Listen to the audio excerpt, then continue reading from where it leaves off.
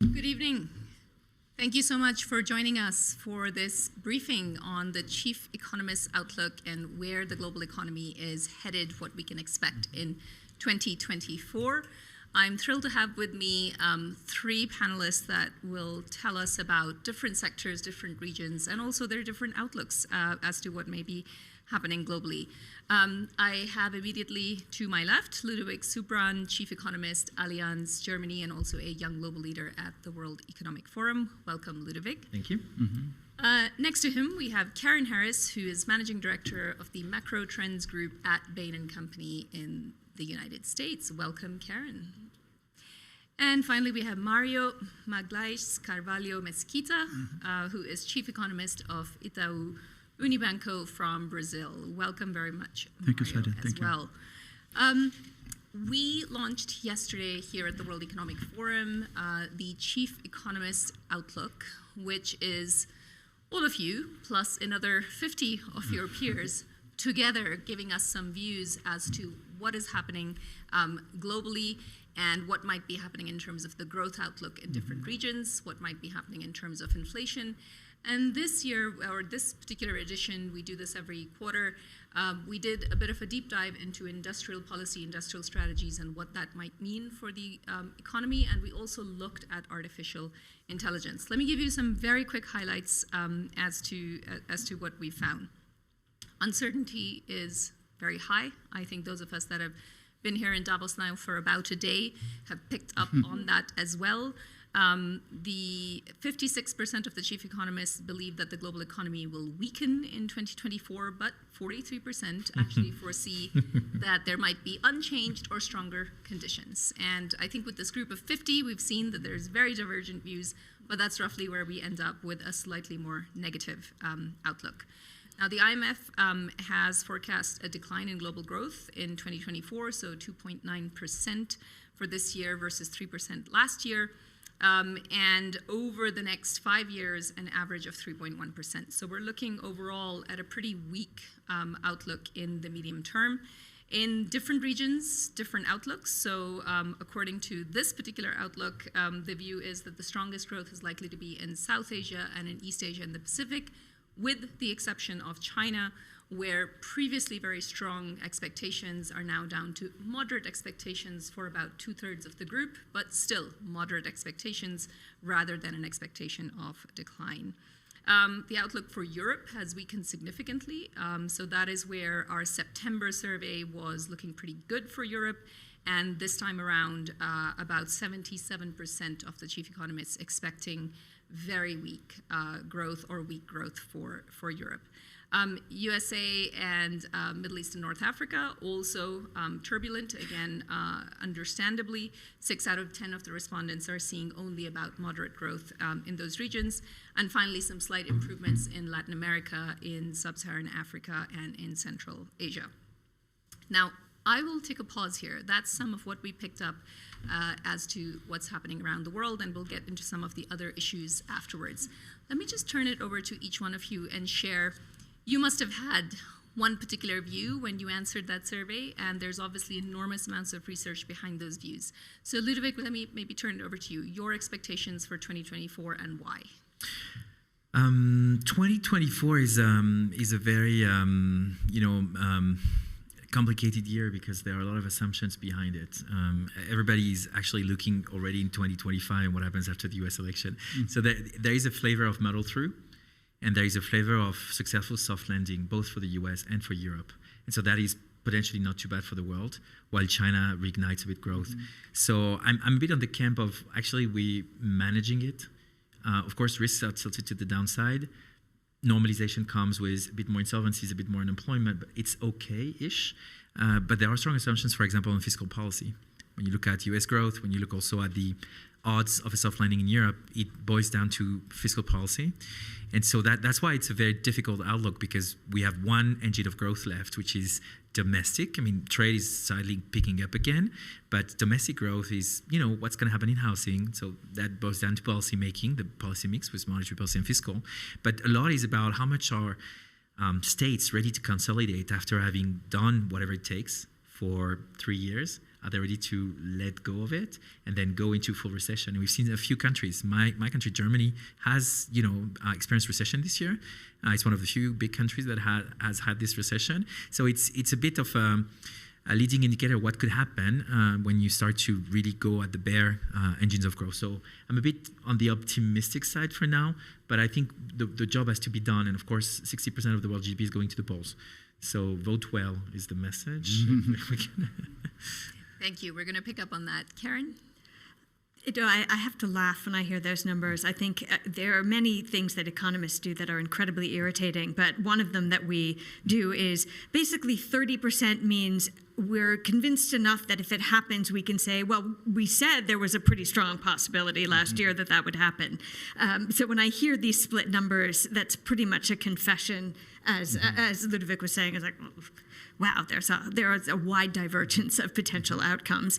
And also, economic models are in many respects built like thrumming a rubber band. They collapse back towards last year in their construct. And so when we think about this, working with businesses, the questions we're asking are, what are the potential big disruptions for next year, and how resilient are we to those?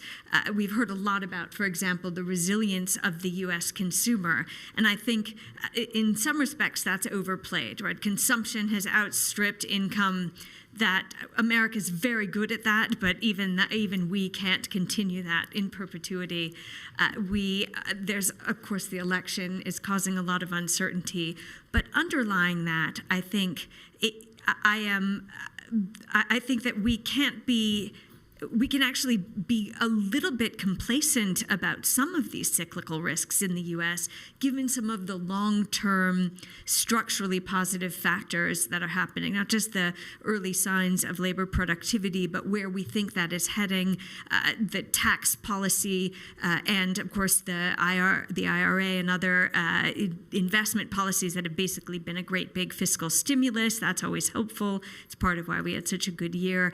And while we think we're going to have a rather chaotic year in the U.S., we remain, for businesses looking out over 3-5 years, probably more optimistic than consensus. And on the European side, less complacent about the near term, or less concerned, but really worried about some of the structural challenges, demographics, and energy costs being among those that I think create a bigger headwind. And so, of course, we all want to know if there's a recession or not. I guess the last thing I'll say is when we talk about a soft landing, when we think about a recession, it's like an airplane going, sort of going nose first. And a soft landing is the plane landing maybe without the wheels scraping along the runway. So it's not going to be a flawless economy under any circumstances. But you can hear from just those numbers that there's still a lot of uncertainty, and it's really about your conviction around the disruptions, and do they matter to your businesses and investments that we're focused on. Thank you, Karen. Mario, your outlook globally, but also specifically for your region. For the region, we are also in the soft landing camp. We think that the world economy will grow around 3% this year, a little bit less than that, less than the average for the century.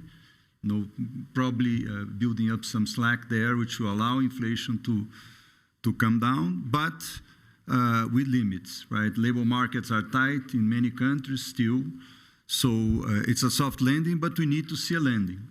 So we think that on the whole, the market is too optimistic about rate cuts in mature economies. It's not that they won't cut, but probably not as much as is priced in, because if they do it, we may not even have a landing, right? And then they may need to overdo in the other direction down the road, right? So we are a bit cautious on that.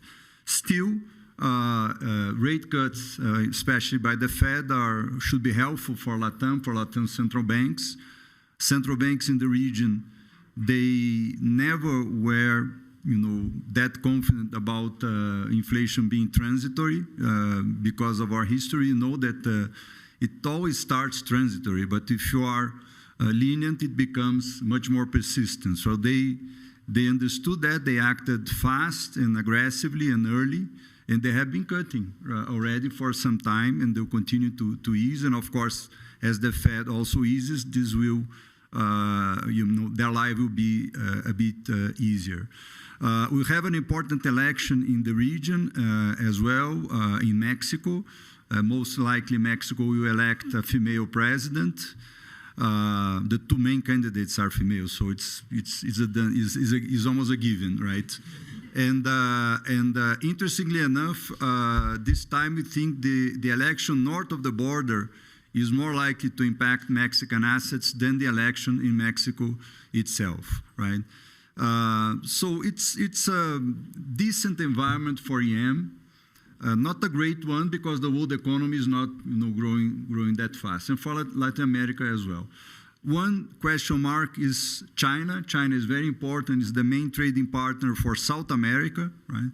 And it's an economy that is growing less than it used to, and it's increasingly becoming more reliant on stimulus to grow, right? So it's 4 to 5% this year with stimulus, right? We don't know how much or how fast it would grow without those props. Thank you. I think each of you has alluded to a little bit of the geopolitical outlook. You've all talked about elections, and probably over the last couple of years, most economists have also had to become political scientists and become geopolitical experts as well. Epidemiologists. Also. And let's not forget technology. So we also asked in the outlook about what their views are around geopolitical and geoeconomic fragmentation. About 70% expect that the pace of geoeconomic fragmentation will accelerate this year, and only 13% are expecting an expansion of any kind of economic globalization. So maybe we just do another rapid round with the three of you as to your views on that, and what are some of the big geoeconomic and geopolitical factors that you think will impact the outlook this year? Ludovic, over to you. I'm here. Short. Good news, trade is coming back in positive territory, so the trade recession is behind us, also because China is stimulating the economy. So that's good news on globalization. Second, the number of protectionist measures in the world this year has increased 38% compared to last year. Bad news. Good news, we're all getting used to it. It's a friction trade, friction globalization. Bad news, we start to go at each other's investment flows and not only on trade. If Trump's come back, the problem is not going to be on the current account. He already promised to increase tariffs by 10% and triple tariffs on China. He's going to go on the capital account. That's not good because we know that its investment flows can actually really get a country's balance of payment off the cliff. So I'm a bit worried about protectionism going into the financial account, and that is much harder to manage, even for international institutions, but also for businesses. Yeah, that was short enough. Yeah? Okay. Thank you. That was great. Karen. I think there's a domestic issue in that it zaps policy strength. I mean, if 99 out of 100 economists agree that inflation's too high, bankers will raise rates and the markets won't fight it. But as we heard, there's a huge divergence in points of view. We've seen data that shows just the standard deviation of expected interest rates means we'll either have a recession or a big one or none at all. Great, not helpful, right? And so that, I think, is the decisiveness of policy, and the speed of it becomes, there's a headwind. At the international level, fragmentation means higher costs of capital. And we all know that interest rates aren't going to go back to where they were. That's just one factor in that. Investment flow competition is part of that for sure. I think the opportunity there on the good news, bad news scale, the good news is that we were operating in a world where a lot of industries were dictated by scale at a global level. And when capital flows are more domesticated, are regionalized, and where we can't serve certain industries out of some regions and others, it actually opens up a lot of opportunity for growth and investment that didn't exist before when you couldn't operate at global scale. So it's different. It's not necessarily bad, but it is a change. Yeah. I think that the environment and the deglobalization story has a heterogeneous impact across countries. In the case of Mexico, for instance, is a country that is already benefiting from nearshoring, right? Mexico was poised to grow a lot after NAFTA was signed, but it was at more or less at the same time China joined the WTO. So when it started to gain market share in the US, China came and took Mexico's market share. So they are now on the opposite side of that movement, right? And they are likely to benefit. South America in particular was never that open and that integrated in the global economy, right? It's particularly my own country, Brazil. And so we never globalized fully, so we're not going to deglobalize. But what concerns me more is beyond trade, is, as Ludwig said, fragmentation at the capital market level, right? And this is a concern that I started to hear recently here, including in Davos, right? And it's an issue that might lead not only to worse production and distribution of goods, but also a worse allocation of capital. Thank you. I'm going to go back and forth with a few different topics.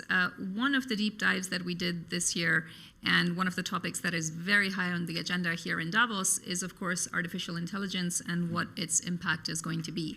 And briefly, at least in this outlook, the sense was that in high-income economies, this is going to lead to a lot of increase in the efficiency of output production. For developing economies, far less so. So 80% came in thinking this is going to be very useful for developed economies, and only about 38% believe that that would be the case for developing economies. And of course, we were asking them to look at just the next 3 years specifically.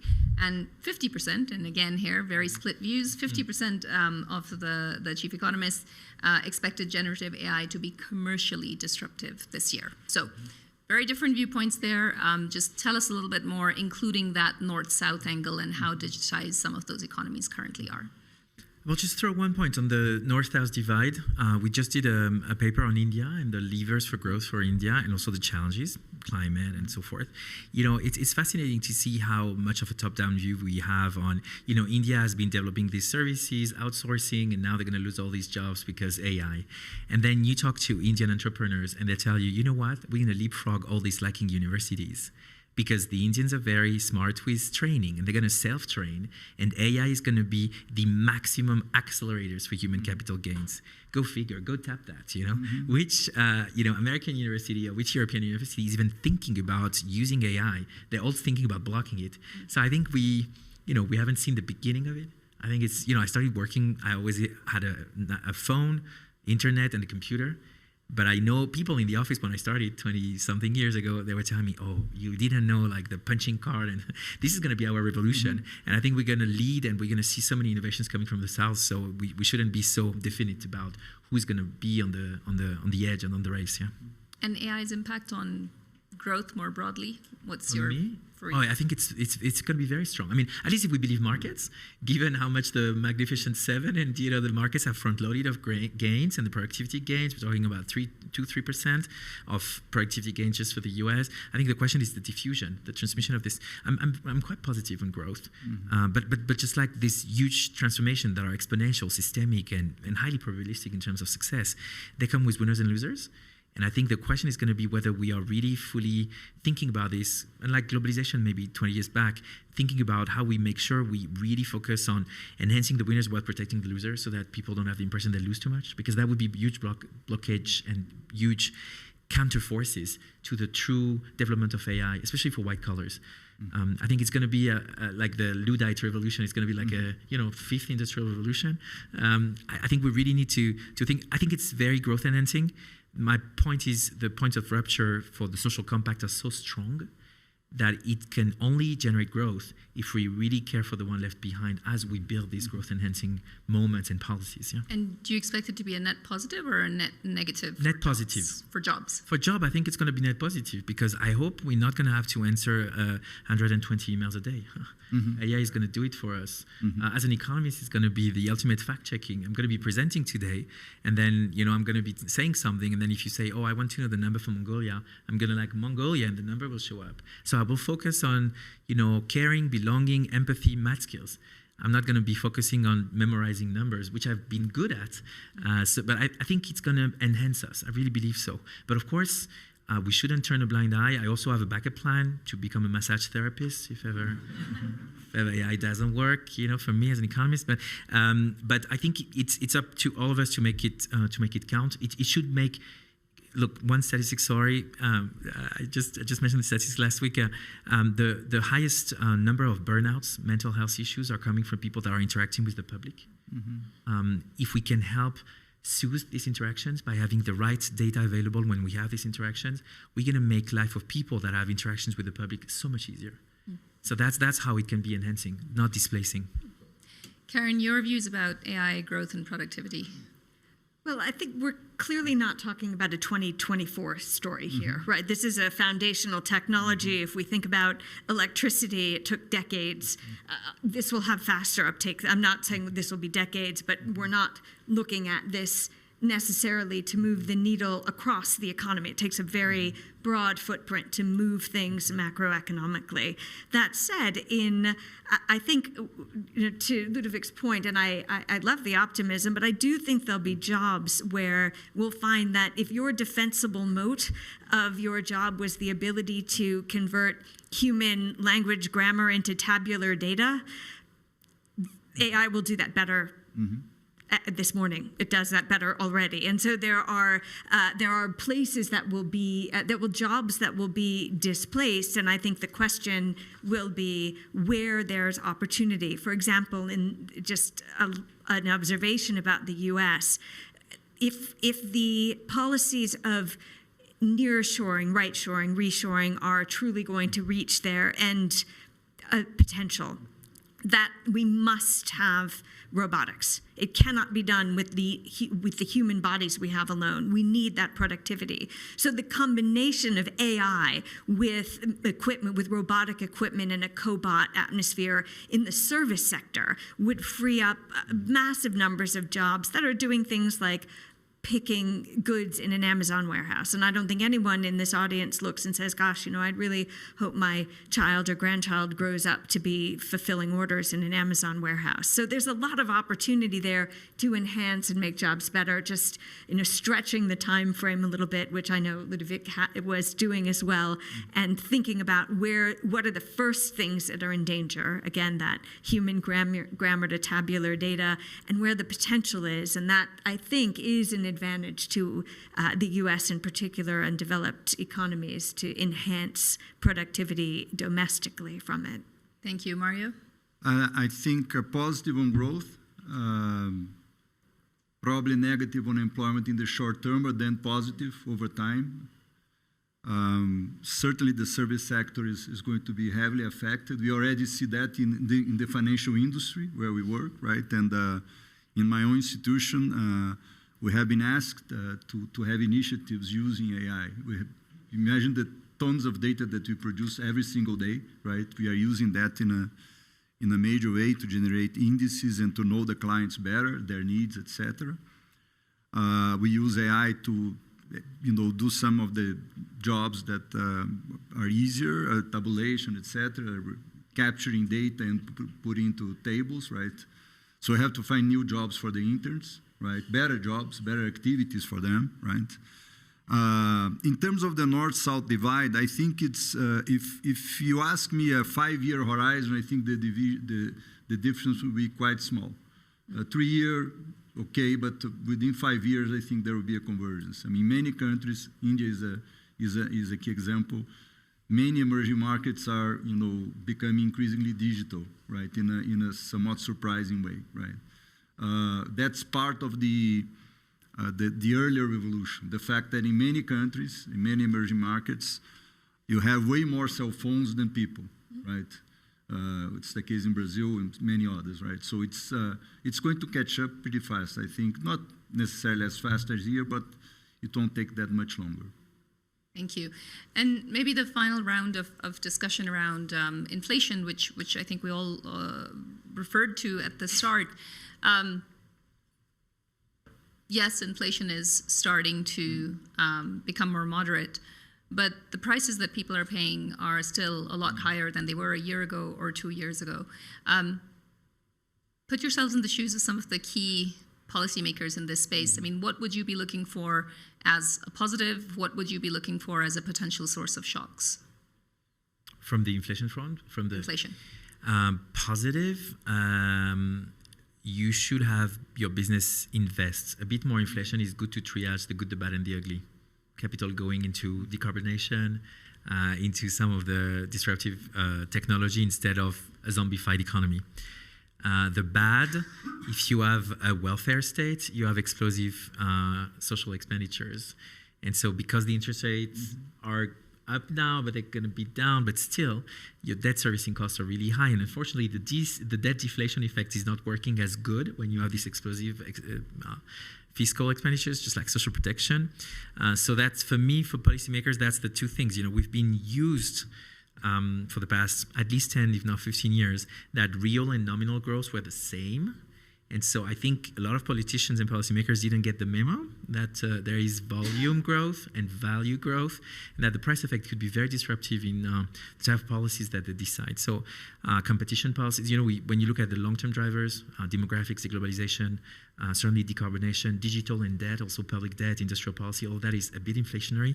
They have to be strong on all, from competition to price mechanism, not trying to create these very heterodox policies and then have these huge price spikes afterwards. We see that already as people try to get out of these price controls from energy prices, but also digital has been very deflationary, now very oligopolistic, a bit more inflationary, demography. So I think policymakers have to think in a way where inflation is not their enemy, but clearly there's going to be more volatile and a bit higher inflation. So they have to keep that in check. If you're a health minister, if you're an education minister, your wage bill is important. All of that doesn't matter much more than if you were a policymaker for the past 10 years, that's for sure, especially in the advanced economy.